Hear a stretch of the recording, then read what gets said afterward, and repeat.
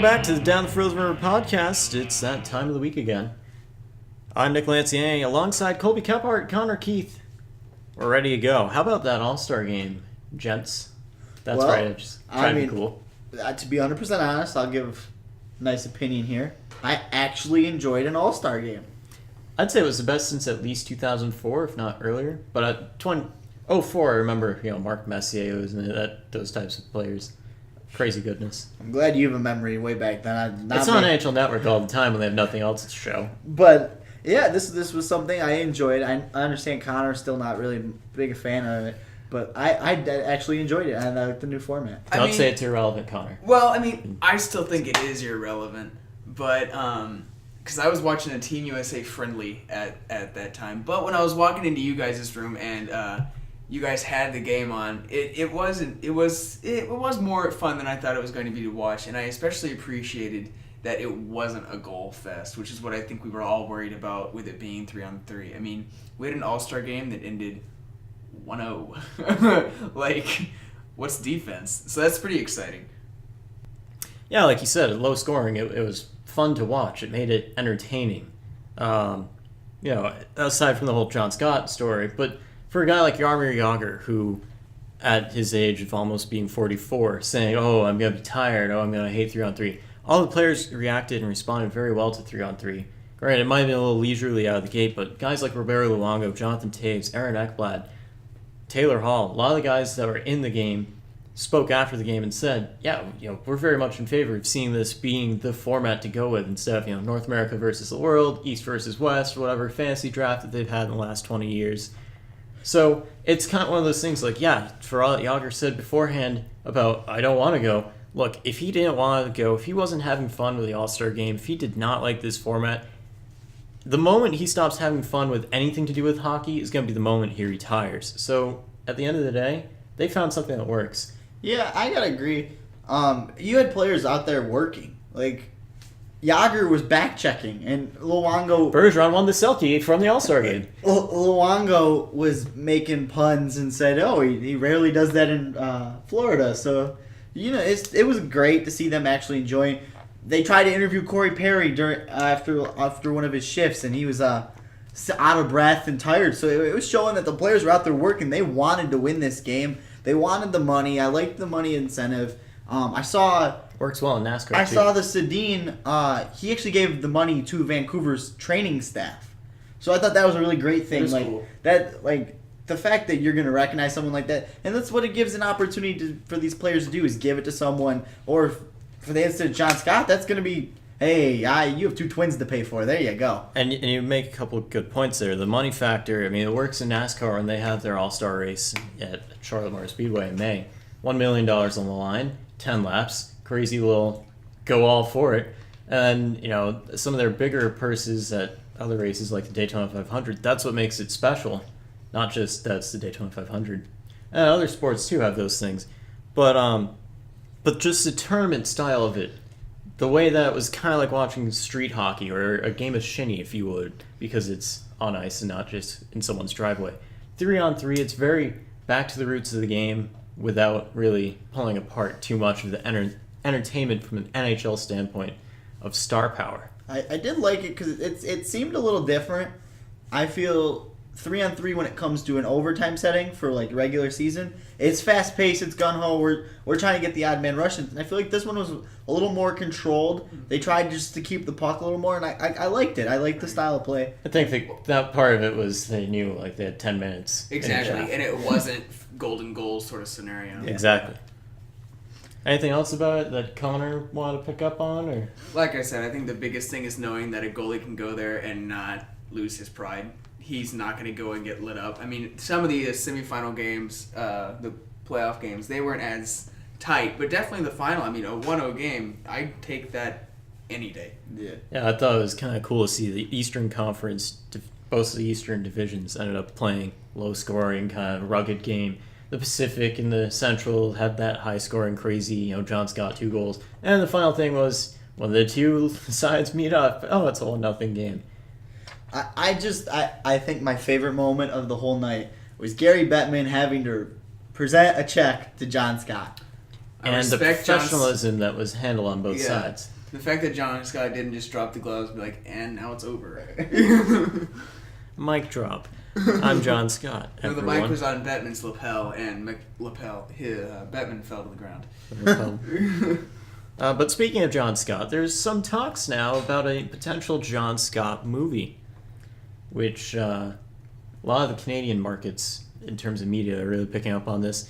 Because I'm in favor of that idea. I know Colby has said that'd be wicked cool. I think it'd be cool, and I think a lot of reason why people are jumping on this is because he did put his story John Scott's the out there. best. But he put his story out there. There's not many players who will go out and share something like that. Write the players tribune, whatever. Yeah, again, John Scott, send us your resume when you're done playing hockey. He put his story out there. It's such an. I got attached to the story. I mean, you got to feel for the guy, kids being sent He's a kid at all heart, over. yeah. Being sent all over the two countries. It just. I would love to see a movie about him. I mean, there's probably other players you could probably say the same thing about. And you compared it off the air. You compared it to what kind of movie that you said?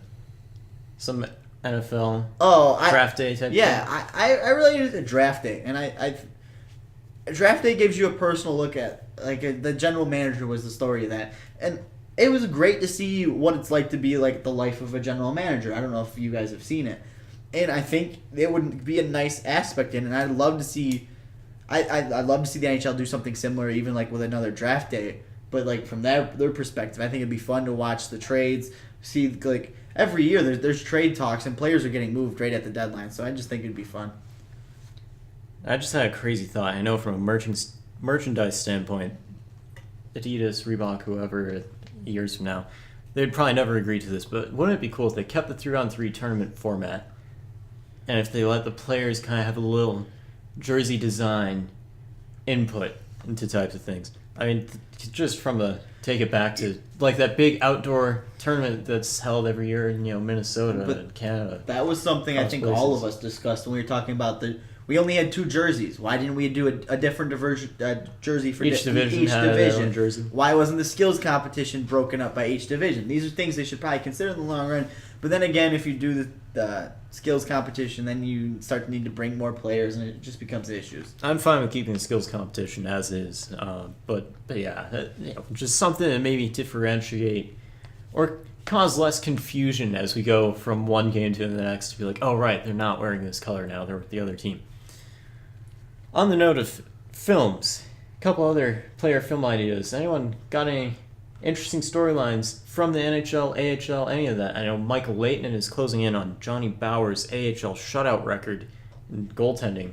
Yeah. That would be kind of something cool Yeah, to see turn out. He had a short stint in the NHL. It wasn't that long. I think Yager would be a great story. I think The Ageless Wonder. But I'd want to see the KHL part too. I'd love to see that part of it. There might be some legal ramifications there where he gets in trouble or whatever. But I think that'd be a good one. Hasek would probably be another good one. They make a good point with Yager and the history behind his number and all that kind of thing. If you aren't aware, look it up sometime. It's pretty cool. I don't want to misquote anything. But you're saying Dominic Hasek, that'd be a fun one. I think Patrick Waugh isn't. That might be a stretch. I think he's still one of the best goalies. Well, they always have great programs about the trade from Montreal to Colorado, which was great. Yeah. And, just how he left. How he left Montreal, getting booed and everything. How he's welcomed back eventually when they retired his number. I wrote down a couple of names that came to mind and also kind of saw in a Hockey News article. Glenn Metropolitan, I mean, you were probably like, who are you talking about? But Glenn Metropolitan played at least maybe a decade max in the NHL. But he's kind of like the Michael Orr story for hockey. Not full Blindside-esque, but if you look up things on Glenn Metropolitan, that's, you could win an Academy Award if you made a great movie about it. Even Tim Thomas, his parents, they pawned their wedding rings to pay for Tim Thomas's equipment when he was just a kid trying to play hockey. Tim Thomas worked pretty much all his life to pay for his goaltending equipment to go play in Europe, to then play in the NHL. Eventually won a cup and 2 Vezinas. Also, just from, if you're one of those Goon fans or Slapshot fans, PJ Stock, that would be kind of cool to see. Just anything about an enforcer like John Scott, or really anything to me about a junior player that doesn't make it to the NHL. What goes on with their life, that type of thing. I know that's come up in topics, written work. You want to this may be a stretch, but I'd want to see a son of a former big name player. So are you alluding to like Keith Tkachuk? Connor, this would be where you jump in. Yeah, that's kind of where I was going. Is that what it's like for Matthew to be playing, trying to develop like how his father's handling this. How like I think that'd be something interesting. Connor McDavid returned to the Edmonton Oilers lineup on Tuesday night, if I recall. It was within this week, so that's going to be interesting from the standpoint of Rookie of the Year, Calder Memorial Trophy contention. Colby's already seething. Colby is seething with rage because he apparently doesn't believe that points per game could be something that comes into consideration in the long run for who wins the Calder. But my point only 13, being 14, McDavid's 15. back, so now it adds a little more fun to the comparison between McDavid, Eichel, Larkin, even... Panarin? Right, though? Yeah. But I was waiting for that. I was like, did you say Panera? No, Panarin. I'm hungry too. Let's get some. No, it's just it's hard for me to consider him for a Calder when you have such a small sample. Mm-hmm. You want to talk about sample size? I'll do He some missed advanced over stats. half the season. Mm-hmm. And this is the thing, how are you going to, like, okay, so say he hits the 30-point mark. Maybe he goes over the 30-point mark. Panarin's probably going to hit 60. I know Eichel, like, he's projected current pace is 56. Larkin's probably going to be right there next to him. How are you going to give it to someone who hits 30 points? Yeah. It'd be one thing if he was a defenseman. Because, 30 points for a defenseman, that's killer. But to me, it's hard to give it to some, like, you're looking at points, you're looking at goals. Don't get me wrong. If he can come out back and compete and be in the top 3 in one of these categories, okay, I'll consider him. So if you couldn't tell, we were arguing, or not arguing, having a discussion. A lively discussion about the Calder Trophy kind of in general. Well, how do you feel about it? Well, I know how he stands. Well, I was going to bring in goaltenders to the mix, but if you want... I definitely agree with you, Colby. Like, Panarin's done so much for that Chicago team. When I think you've brought it up before, though. When he doesn't show up, that Chicago team is a different team, which is crazy for a rookie. But especially on a team like Chicago, we're not talking about Edmonton here. But when Panarin's on, Chicago's on. When Panarin's not on, it's not as great a day when you're watching the Hawks, which I think is a huge thing for him. But how much of that is the rest of their roster? Okay, but that's the thing. How are you going to... This kid's having an amazing season. You're play healthy the whole time so far. Hopefully I don't jinx him, but McDavid comes in and you're going to hand him the Calder for playing half a season? I don't think anyone's jumping to let's hand him the Calder. On a team that's not even going to qualify for the playoffs, too. Probably. I mean, they are in the Pacific Division. Aaron Ekblad? When he wanted the Panthers. They were 2 points from making the playoffs. But they still didn't make it. The Edmonton Oilers could very well be a point out and not make it. Yeah, but have we seen the Pacific Division? There wasn't that many strong... Like, there wasn't as strong competition for that position last year. Trust me, I thought Johnny Hockey had it, or even Mark Stone. I was very surprised that they gave it to Ekblad. But... Ekblad isn't a point. You got to look what he did for the organization, and he almost sparked a playoff run for them. Mm-hmm. They were in it until the last 3 games. But just and he's doing the same thing this season. Yeah, when to he was touch down, on they didn't do as well. On the goaltender aspect, I mean, Andrew Raycroft won the Calder in 2004. Who won it? Steve Mason in 2009.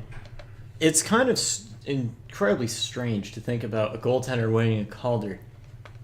So, just based on their sample size of how many games they play and compared to any other position, that's you can't really do that. That's very postmodern. They have their own individualistic experience that you can't explain.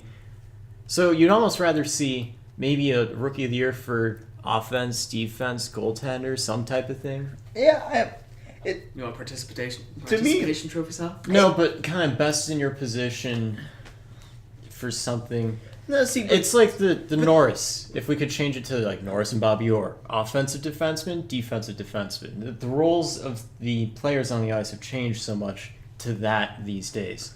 But see, to give it to a goalie, the goalie has to be a number 1, and to me, he has to be a number 1 from the start of the season. And Which explained how Steve Mason made it, or even Andrew Raycroft. Both of them aren't that great. but this is the thing, they were handed the starting job that season. And it's that Mason was, because his was in Columbus, if I remember correctly. Yeah, that was when he was good. He was handed the starting job. That doesn't happen in this era. We don't hand rookie goalies starting. There's too many, I guess, decent goalies. Well, there's too many unpredictables in goaltending.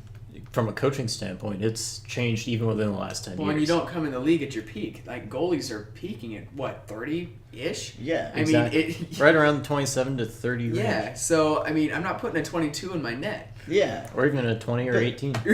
but that's my point. Is it's hard. I don't ever see a goalie winning it unless they're handed the starting reins, and there's no one getting that.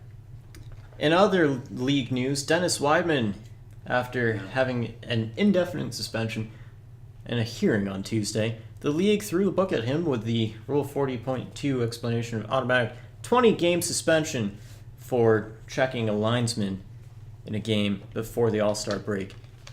Last week we said, this would be fair if they completely said, you can't do that, that's not nice.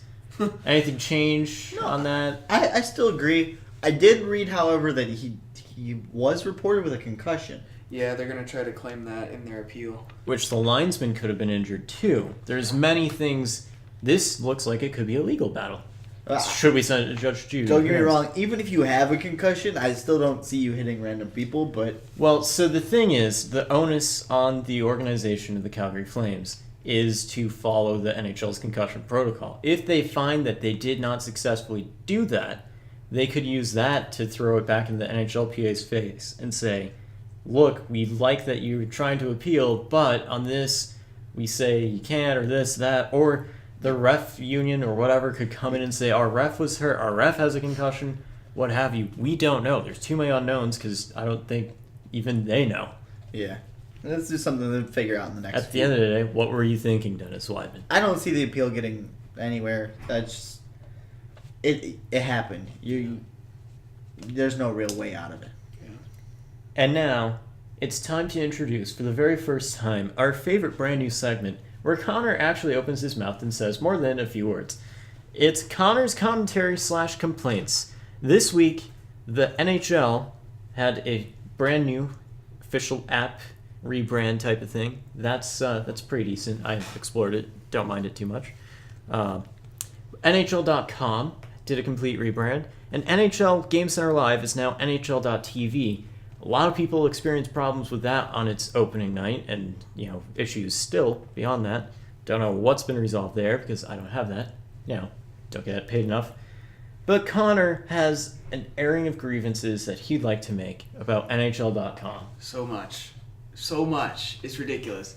For those who keep an eye on my Game of the Day segment, you know that I try to go back and get a recap of yesterday's day of the game. And we don't live in, well, let's get real. We really don't live much in a hockey market. We live in the Carolinas. So we don't get many games unless they're on NBC Sport or NHL Network. It is the toughest thing now to get on NHL.com and read a box score, get my my stars of the game, get stats, get goalie records updated. It's a pain. It's terrible. You have to click on like 5 different things to get all these numbers, and they were all on one page last time. See, this is going to turn into a big whining fest. Here we go. Get ready. Because then, as I continue writing my Game of the Day Call the ambulance. Yep, I know. As I continue writing my posts, I also need the schedule for today. Or I guess when I write it, for tomorrow's game of the day, and get my schedule in. The schedule is huge. I can't just limit it down to one day. You have to do a week view to access all that information. And we've just found out tonight, as we were trying to get ready to give our schedule for the weekend, it seems like the website is thinking for you and figuring out... Based on your location. Based on location, yeah, what networks they think you can get based by the app country. does that too. Yeah, and so we have no idea officially what you can see in Canada. Yeah, we don't know, which is super fun without doing much more unless we look at CBC research. or Sportsnet, which I had issues with still. Yeah. We want to continue on. At the top of the page, where'd the links to all the teams go? That's not cool. I really now like in those. a sub-menu. But I like seeing the aesthetics of it. Like, Kind of. Yeah, we were talking about that earlier. Colby's not as hot on that, so if he wants to jump in after this, he's welcome to. But we do like the scores. It's actually nice. The new score ticker. The colors change depending on if it's even strength or a power play or empty net. You fill in the blank. There's different colors, so that is kind of cool. So Just that's the whole scoreboard. Yeah. But if you continue going down the page, all of a sudden we go from NHL.com to Twitter/NHL. Didn't Patrick Henry say something about give me liberty or give me death? Nowadays it would be give me news, not status updates. And then, if we really want to get trivial, my last complaint, it's all white. It looks very ESPN-y, and, as far as energy consumption and my laptop screen, also not cool. Black is better. But that one's really whiny. So you can take that one with a grain of salt. Your Yelp review just dropped 3 stars. 3 stars. 2 out of 5. Might visit again, but I have to for my job. 0 out of 10. Never again. All right, so now we got that fun out. This is now going to be called Connor's therapy. It's how he's going to deal venting with. Sessions. If anyone wants to contact us and help Connor, I'll lay down on your couch. It'll be whatever those things are with therapy. couch. Yeah, is it just a therapy couch? Yeah, That's what I I'll lay there for a little while. this just Are took You allowed quite to a sleep turn. on? You allowed to sleep on those during therapy sessions? No. It's just like you're not allowed to sleep on the dentist chair or whatever. But you're not. No, you're actually not. You're not supposed to. Don't they give you sleeping medicine? Oh no, you just clock That's out. Just that's clock out when for half an hour. you're having surgery, but Yeah. like when you're just getting your cleaning, you're Well, not not supposed always. to fall There's asleep. people that are too scared that All they right, have to guys, go in. let's for get this back to stuff. hockey. I'm just saying we're that's why I tackling put the mine big at like issues 11. today. Yeah, we don't have much else past this. I mean, we just got the schedule, schedule. and there's like 7 games plus 12 games. That's almost 20 games. Friday, Baseball. the Pittsburgh Penguins take on the Tampa Bay Lightning in what will be on NHL Network in the United States, as reported by NHL.com and NHL's official app. The Carolina Hurricanes take on the Winnipeg Jets. The Columbus Blue Jackets play the Calgary Flames. And the Arizona Coyotes take on the Anaheim Ducks. That's 4 games on the docket for Friday. Anything excite you guys, or can we move on? I'm good. Nothing excites me. Game of the day is Pittsburgh Tampa. There's your preview. Nothing ever excites Colby, and Connor is actually not complaining for once. Good. Haha. He's moved on, maybe. Saturday, 12 games, busy day around the NHL. Washington versus New Jersey. New York Rangers take on the Philadelphia Flyers. Edmonton Oilers taking on the Montreal Canadiens in a matinee game. That should be good. New York Islanders taking on the Detroit Red Wings. Toronto Maple Leafs taking on the Ottawa Senators. Can we talk about Toronto's new logo for a second? Colby says no, but that's because he's That's not a because fan. I don't like it. I understand there's a lot of symbolism in it. Blah blah blah. The veins represent this. The reins represent that. But why? Perhaps you too gotta- much symbolism. Yeah, It's hockey. I think Symbolism is me hitting you. it looks cool, but I'm gonna miss the current design from if I were trying to draw it standpoint.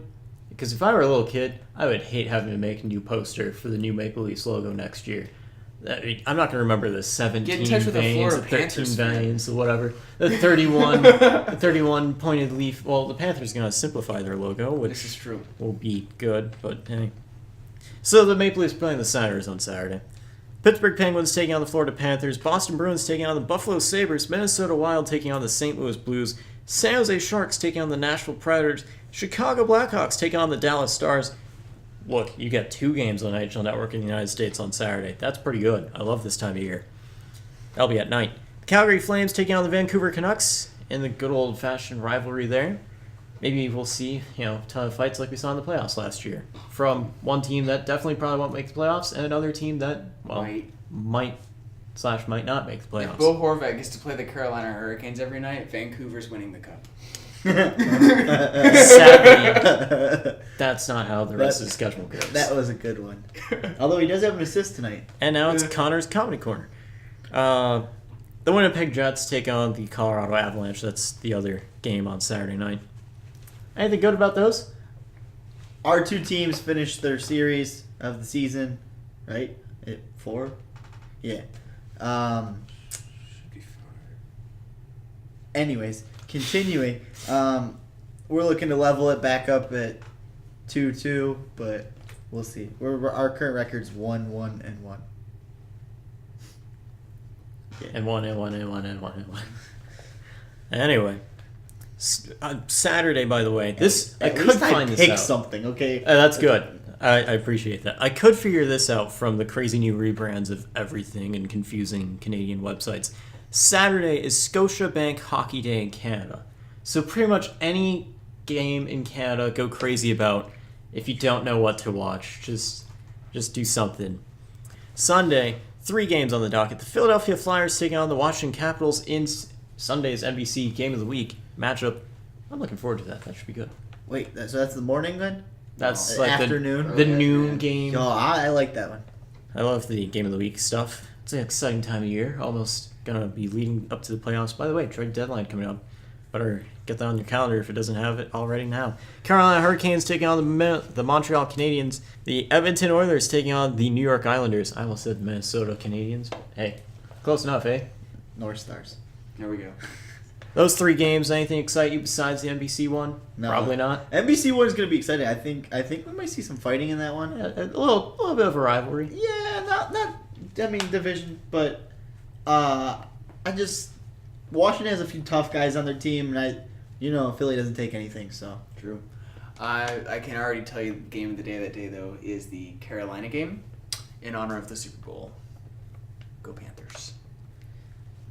That's not surprising. Right, though? But we are hoping for the Panthers to do well because we would all like to go to a parade and skip class. So, disclaimer to any of our professors. Manning.